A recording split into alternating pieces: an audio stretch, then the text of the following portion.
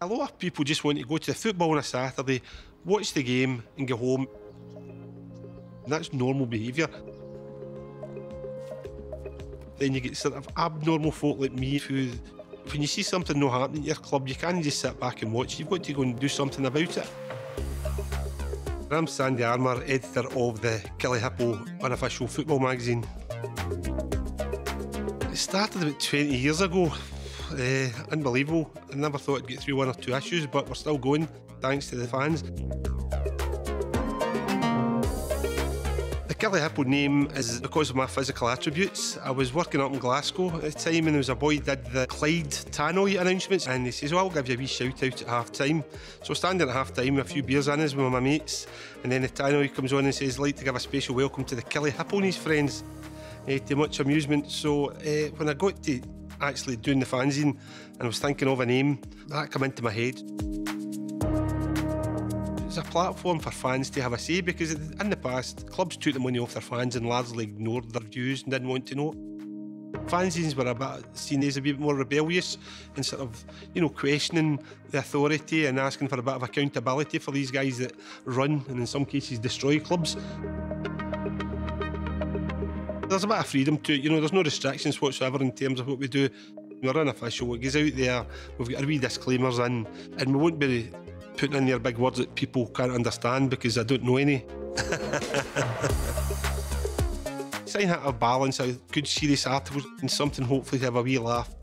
We did a thing called Dick of the Day, and we stopped doing it. It was getting a bit route one because the referee was getting it too much. What the fanzine does is give you a bit of a platform that you wouldn't normally have, and if that can be used to help, we're more than happy to do that.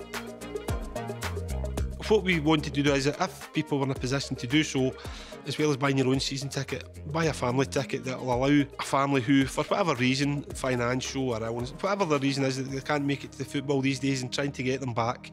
And so we did that, and it was picked up on. There was local businesses giving us money to buy tickets. That was fantastic. So this is us marching down to where I stand for the last 20 years. I actually have to pay council tax. I've stood here for so long now. This is where we got all the talk with the punters, all the talk about the game, the managers and everything. Everybody knows you by name now because I've been here that long. I think we should get a wee plaque up here once I'm 6 foot under to commemorate my hours of endless fun in this very spot. I consider myself an imposter. I think when I did my O-levels, I got 4 A's and a C, but you won't be surprised to know that C was in English.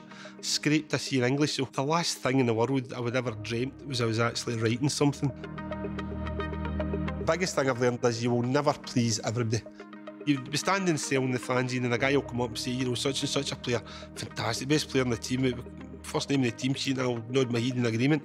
Next guy will come up and say, he's hopeless, shouldn't even been the bench, and I'll nod my head in agreement.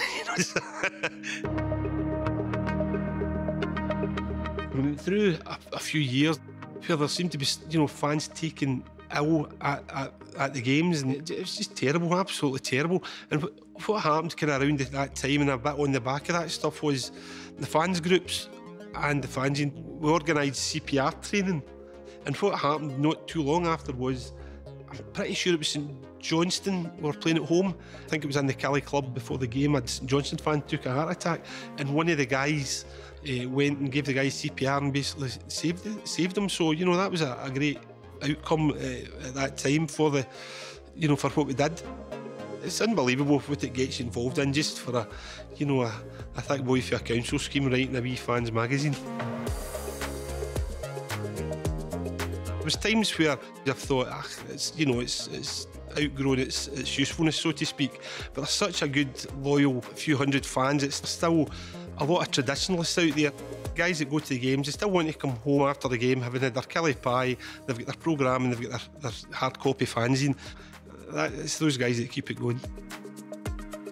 We didn't have any expectation. It was just a case of, let's get this running, see where it leads us. And if anybody said it lasted for 20 years, I would have got them locked up for life,